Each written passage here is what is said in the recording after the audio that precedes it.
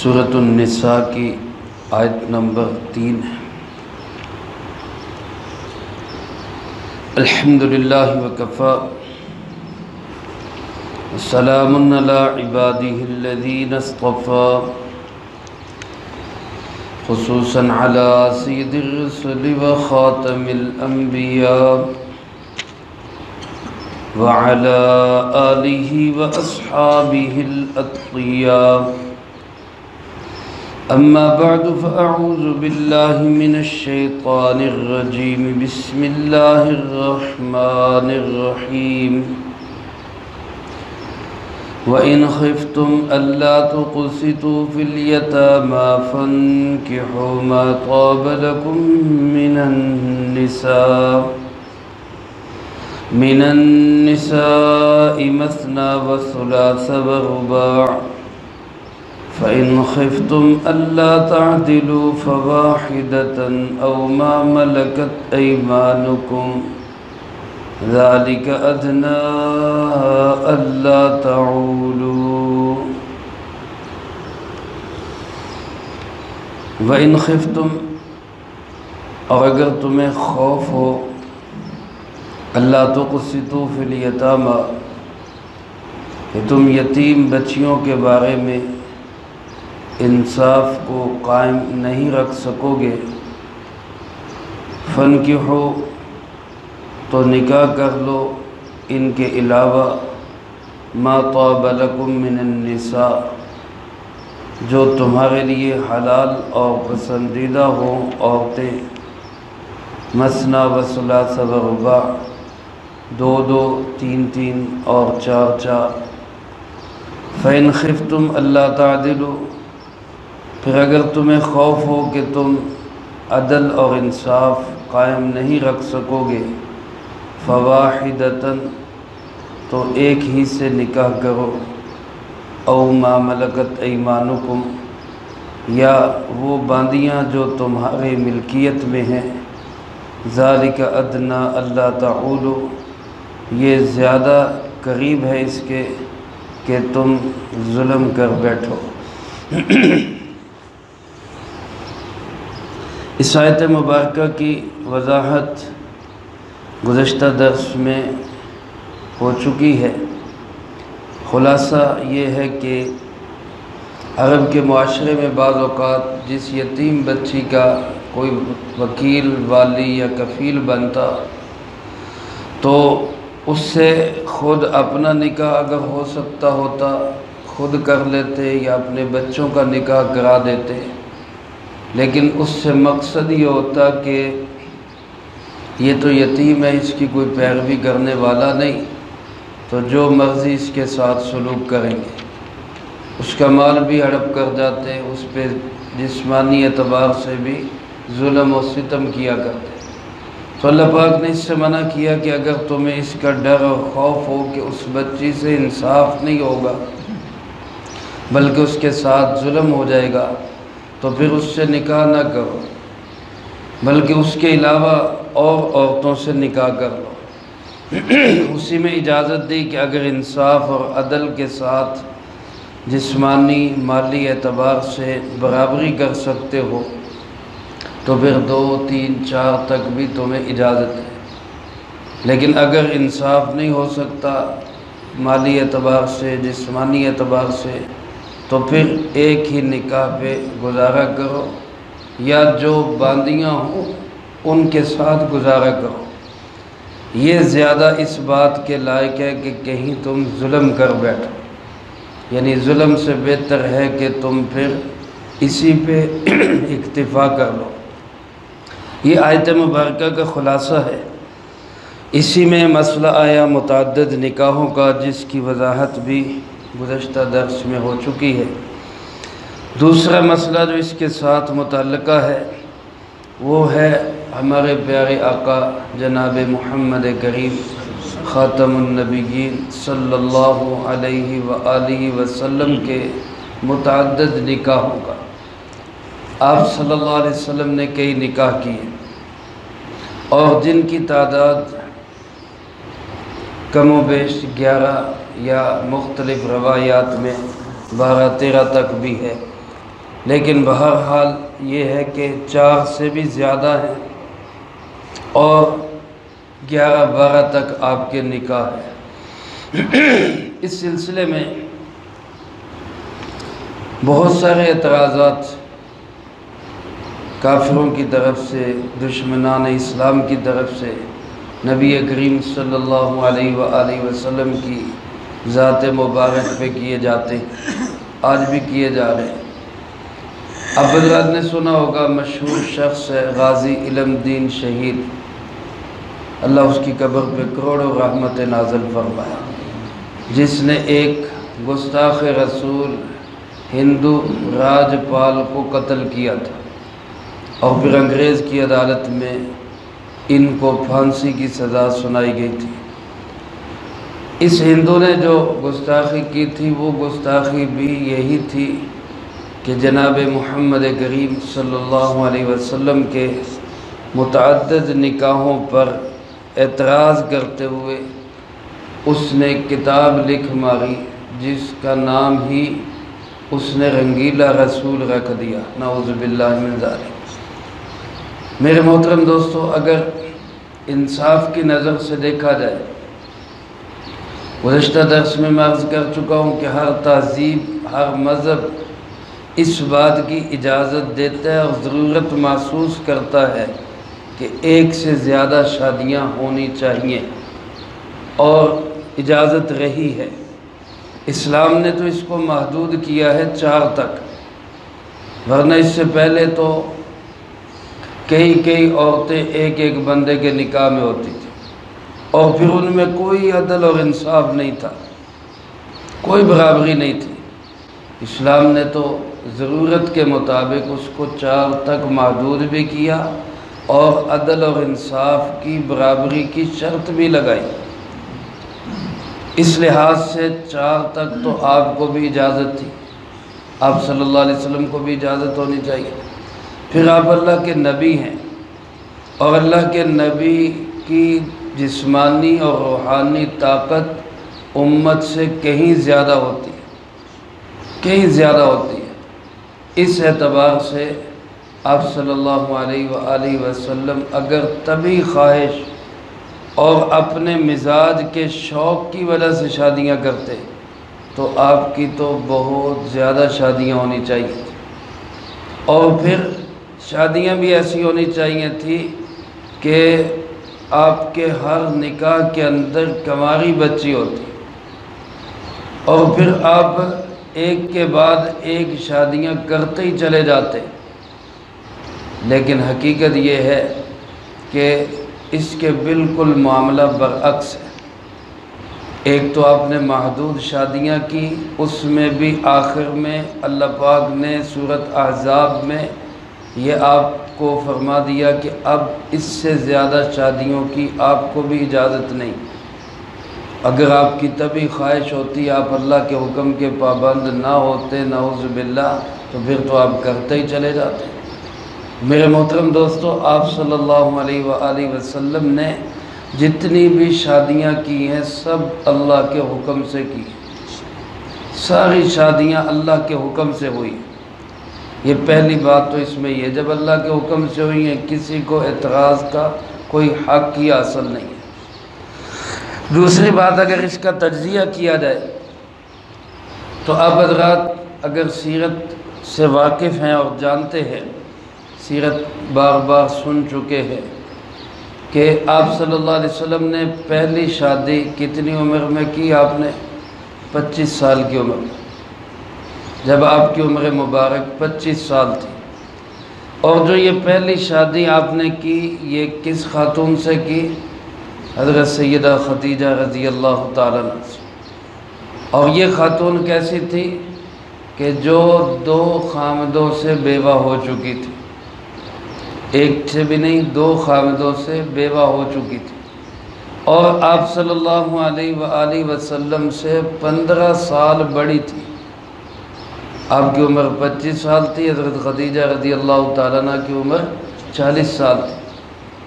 پھر 25 سے لے کر 50 سال تک آپ صلی اللہ علیہ وسلم نے اور کوئی شادی کی نہیں، یعنی زندگی کی جو بہترین بہاریں ہیں، جو عین جوانی اور شباب کا وقت ہے، 25 سال آپ نے اپنی عمر سے بھی 15 سال بڑی ایک ہی خاتون کے ساتھ آپ نے نکاح رکھا ہے اور ایک ہی خاتون کے ساتھ آپ رہے۔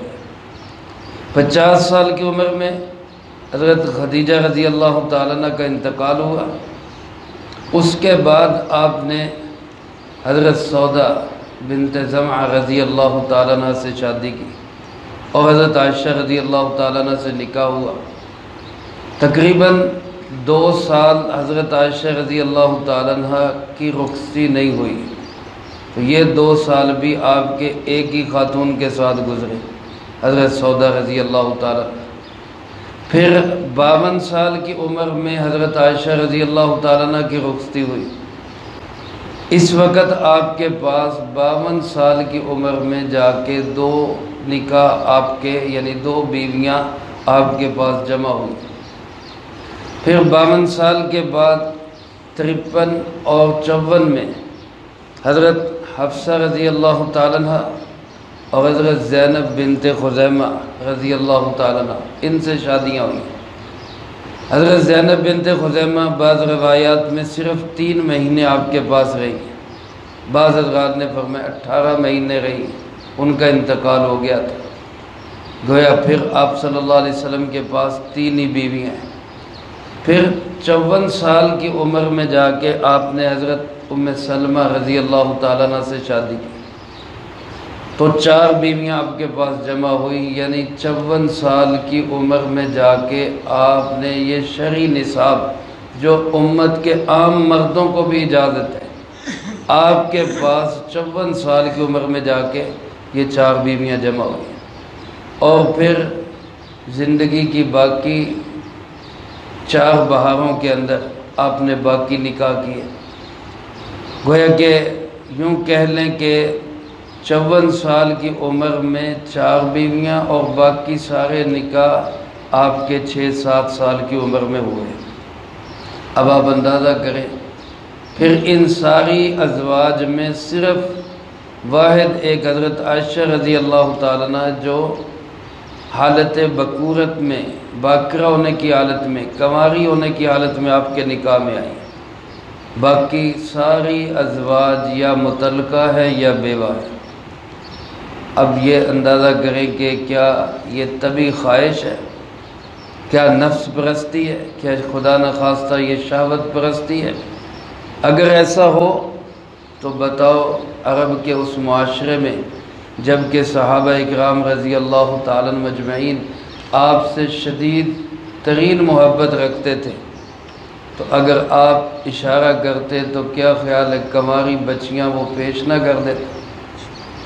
لیکن آپ صلی اللہ علیہ وآلہ وسلم نے جو نکاح کیے ہیں، جو شادیاں کی ہیں، ان کا مقصد نعوذ باللہ طبی خواہش نہیں تھی، اپنی نفسانی جذبات نہیں تھے، ان کا مقصد تو اسلام کی تبلیغ تھی، دینی احکامات کو لوگوں تک پہنچانا تھا، اپنے گھر کے حالات، کس طرح بیویوں کے ساتھ معاملات کرنے ہیں، گھر میں پاکی ناپاکی کے کیا معاملات ہیں، اور عورتوں کے پاکی ناپاکی کے کیا مسائل ہیں۔ یہی وجہ ہے کہ ازواج مطہرات نے کثیر تعداد کے اندر امت کی دینی رہنمائی کی۔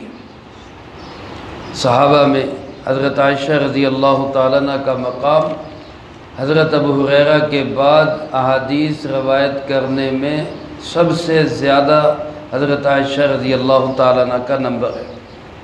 علماء نے لکھا ہے 2210 روایات صرف اکیلی حضرت عائشہ رضی اللہ تعالیٰ عنہ نے امت تک پہنچائی۔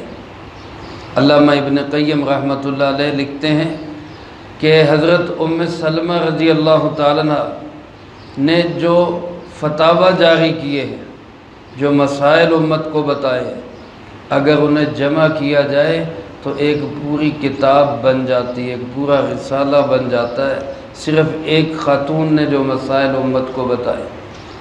یہ صرف میں نے 2 کا نام لیا ہے، حضرت عائشہ اور حضرت ام سلمہ رضی اللہ تعالیٰ عنہ۔ باقی ازواج مطہرات کا دیکھیں تو یوں کہہ سکتے ہیں کہ دین کا آدھا حصہ اگر باقی صحابہ سے ہم تک پہنچا ہے تو آدھا حصہ ازواج مطہرات سے ہم تک پہنچا ہے۔ تو سرکار دو عالم صلی اللہ علیہ وآلہ وسلم کے ان نکاحوں کا مقصد العیاذ باللہ ہرگز اپنے شہوانی جذبات نہیں تھے، نفس پرستی نہیں تھی، خواہش کی وجہ سے شادی نہیں کی آپ نے۔ ساری شادیاں اللہ کے حکم سے ہوئی ہیں اور دین کی تبلیغ اور اشاعت کے لیے ہوئی۔ اور ان نکاحوں کے فائدے کیا ہوئے؟ میں صرف 2-3 ازواج مطہرات کا ذکر کر دیتا ہوں وقت کے اختصار کی وجہ سے۔ حضرت ام سلمہ رضی اللہ تعالیٰ عنہ آپ کے نکاح میں آئی تو ان کے ساتھ ان کا بیٹا عمر ابن ابی سلمہ بھی تھا، اور یہ شاید واحد خاتون تھی جو ستیلا بیٹا آپ کی گود میں لائی، اور آپ نے اس ستیلے بیٹے کی کیسے پرورش کی، کیسے اس کو اپنا بیٹا بنا کے اس کی تربیت کی۔ اگر یہ نہ ہوتا تو امت تک یہ مسائل کیسے پہنچتے کہ ستیلی اولاد کی تربیت کیسے کرنی۔ حضرت عمر ابن ابی سلمہ فرماتے میں آپ صلی اللہ علیہ وسلم کی گود میں نے تربیت پائی، آپ کی گود میں مجھے اسلامی احکامات کا پتہ چلا۔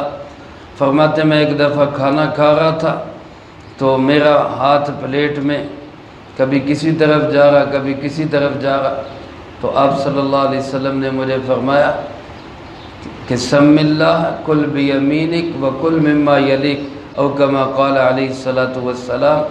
فرمایا بسم اللہ پڑھ کے کھاؤ اور اپنے سامنے سے کھاؤ اور اپنے قریب سے کھاؤ، ادھر ادھر ہاتھ نہ مار۔ اب یہ تربیت اولاد کی اور چھوٹے بیٹے کی اور پھر بالخصوص ستیلے بیٹے کی، یہ ہمیں کیا پتہ دیتی ہے کہ جناب محمد کریم صلی اللہ علیہ وسلم نے اولاد کی تربیت کیسے کی، ستیلی اولاد کو کیسے پالا۔ یہ احکامات تبھی سامنے آنے تھے جب آپ کے متعدد نکاح ہونے تھے۔ حضرت جویریہ رضی اللہ تعالیٰ عنہ، یہ یہودیوں کے قبیلہ بنو المصطلق کی ایک خاتون ہے، اس قبیلے کے بہت سارے مرد عورتیں قید ہو کے آپ کی خدمت میں آئی۔ حضرت جویریہ رضی اللہ تعالیٰ عنہ ایک صحابی حضرت ثابت بن قیس یا ان کے بھائی کے حصے میں آئی، تو انہوں نے اپنے آقا کے ساتھ یہ معاملہ کیا کہ میں آپ کو اتنے پیسے دے دیتی ہوں، آپ مجھے آزاد کر دیں۔ تو انہوں نے کہا ٹھیک ہے، آپ مجھے اتنے پیسے دے دیں، میں آپ کو آزاد کر دیتی ہوں۔ تو یہ رسول اللہ صلی اللہ علیہ وسلم کی خدمت میں امداد کے لیے حاضر ہوئی کہ آپ میری کوئی امداد کر دیں، میں نے اتنے پیسے دینے اور آزادی حاصل کرنی۔ سرکار دو عالم صلی اللہ علیہ وسلم نے فرمایا کہ اس سے بہتر چیز نہ کر لیں۔ کہ جی وہ فرمائیں وہ کیا؟ فرمایا پیسے تمہارے میں ادا کر دیتا ہوں، تم آزاد ہو جاؤ گی، پھر میں تم سے نکاح کر لیتا ہوں۔ تو یہ خوشی سے تیار ہو گئی کہ ٹھیک ہے، اس سے بڑی سعادت اور کون سی ہو سکتی۔ لیکن اس کا فائدہ کیا ہوا؟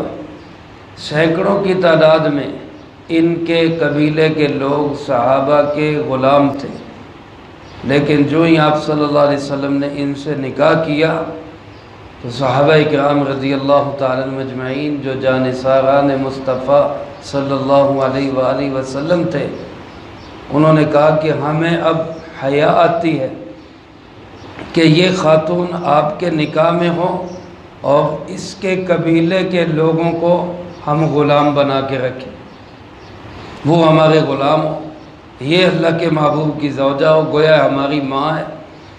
جب آپ کی زوجہ بن گئی تو امت کی کیا بن گئی؟ ماں بن گئی۔ اب ماں ہماری یہ ہو اور ان کے قبیلے کے لوگوں کو ہم غلام بنا کے رکھیں، ہمیں اس سے شرم آتی ہے۔ سینکڑوں کی تعداد میں صحابہ نے ان غلاموں کو آزاد کر دیا۔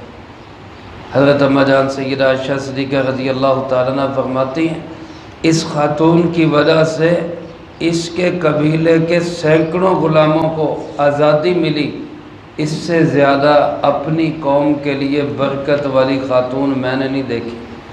اتنی برکت والی خاتون اپنی قوم کے لیے۔ یہ آپ کے نکاحوں کے مقاصد تھے۔ حضرت ام حبیبہ رضی اللہ تعالیٰ عنہ جو ابو سفیان کی بیٹی حضرت معاویہ رضی اللہ تعالیٰ عنہ کی بہن ہے، ابو سفیان اس وقت سخت اسلام کے دشمن تھے اور لڑائی چل رہی تھی آپ کے ساتھ۔ ان حالات میں ام حبیبہ کا نکاح آپ صلی اللہ علیہ وسلم سے ہو گیا۔ اب دشمن کی بیٹی گھر میں آ جائے تو بتاؤ نفسیاتی طور پہ دشمن ہار جاتا ہے یا نہیں ہارتا؟ اللہ کے محبوب صلی اللہ علیہ وسلم کے نکاحوں کے یہ نیک مقاصد تھے، تو یہ انتہائی بیہودہ اعتراض ہے آپ صلی اللہ علیہ وسلم پر اور ان لوگوں کے اپنے گندے ذہن کی خرافات ہیں جو جناب محمد کریم صلی اللہ علیہ وسلم کی پاکیزہ ذات پر آج یہ کیچڑ اچھالتے ہیں کہ نعوذ باللہ آپ نے اپنے جذبات پورے کرنے کے لیے شادیاں کی۔ یہی وجہ ہے کہ آپ دیکھیں پوری اسلامی تاریخ میں کافروں نے آپ پہ متعدد اعتراضات کیے، آپ کو نعوذ باللہ جادوگر کہا، نعوذ باللہ آپ کو جھوٹا کہا، آپ کو جو ہے وہ شاعر کہا، یعنی اس قسم کے کتنے اعتراضات آپ صلی اللہ علیہ وسلم پہ کیے، لیکن کسی ایک کافر کو بھی یہ جرأت نہیں ہوئی کہ آپ کے کردار پہ انگلی اٹھا سکے۔ حالانکہ آپ کی بھرپور جوانی انہوں نے دیکھی، لیکن کسی کافر نے آپ کے کردار پہ کوئی انگلی نہیں اٹھائی۔ تو میرے عزیز دوستو، میرے محترم بھائیوں، اللہ کے محبوب صلی اللہ علیہ وسلم انتہائی پاکیزہ اخلاق والے تھے، انتہائی باحیا اور انتہائی شرم والے نبی، حتیٰ کہ فرمایا کہ مدینہ منورہ کی کنواری بچیوں کی آنکھ میں وہ حیا نہیں تھی جو حیا جناب محمد کریم صلی اللہ علیہ وآلہ وسلم میں تھی۔ تو آپ کے نکاحوں کا مقصد جذبات کا پورا کرنا نہیں بلکہ اسلام کی تبلیغ، اشاعت اور ترویج تھی۔ بہت سارے سیاسی فوائد تھے اور سب سے بڑھ کر یہ کہ یہ سب نکاح اللہ کے حکم سے ہوئے۔ جب اللہ نے اجازت دی نکاح ہوتے رہے، جب اللہ نے پابندی لگا دی تو نکاحوں پہ پابندی لگ گئی۔ تو بہرحال آپ صلی اللہ علیہ وسلم نے بھی متعدد نکاح کیے، امت کو بھی اگر عدل اور انصاف کر سکے تو 4 نکاحوں تک کی اجازت ہے، نہ ہو سکیں عدل و انصاف نہ ہو سکے، جیسا کہ ہمارے ماحول اور معاشرے میں یہ بہت مشکل ہو چکا ہے، تو پھر ایک کے ہی حقوق پورے کیے جائیں۔ آج تو بعض اوقات ایک کے ساتھ بھی ظلم اور زیادتیاں کی جاتی ہیں، اس لیے خیال کرنا چاہیے عورتوں کے بارے میں۔ سرکار دو عالم صلی اللہ علیہ وسلم نے بڑے ہمیں ہدایات دی ہیں کہ ان کے ساتھ خیر اور بھلائی کا معاملہ کیا جائے۔ تو اللہ رب العالمین نے اس آیت مبارکہ میں بھی یتیم بچیوں کی کفالت کے حق کو بیان کیا اور عورتوں کے حق کو بیان کیا ہے۔ اس سے بڑھ کر عورتوں کو عزت، احترام اور ان کے حقوق کا خیال اللہ اور اللہ کے رسول صلی اللہ علیہ وسلم سے بڑھ کر کوئی نہیں کر سکتا۔ دنیا کی کوئی تہذیب عورت کو وہ حق نہیں دے سکتی جو اسلام نے عورت کو حق دی ہے۔ اللہ مجھے آپ کو سب کو، ہم سب کی خواتین کو اسلام پر، دین پر، اللہ پہ، اللہ کے محبوب صلی اللہ علیہ وسلم پر اعتماد اور ایمان نصیب فرمائے، اور جو کہا سنا اس کو زندگی میں لا کے دوسروں تک پہنچانے کی توفیق عطا فرمائے۔ اللہم انت السلام ومنک السلام، تبارکت ربنا وتعالیت یا ذا الجلال والاکرام۔ اللہم اعنا علی ذکرک وشکرک وحسن عبادتک۔ اللہم احسن عاقبتنا فی الامور کلها واجرنا من خزی الدنیا وعذاب الآخرہ۔ اللہم باقیتا کباقیت الولید، اللہم استر عوراتنا وآمن روعاتنا۔ اللہم انا نجعلک فی نحورہم ونعوذ بک من شرورہم۔ اللہم اکفنا بحلالک عن حرامک واغننا بفضلک عمن سواک۔ اللہم اکفنا کل مہم من حيث شئت ومن أين شئت رب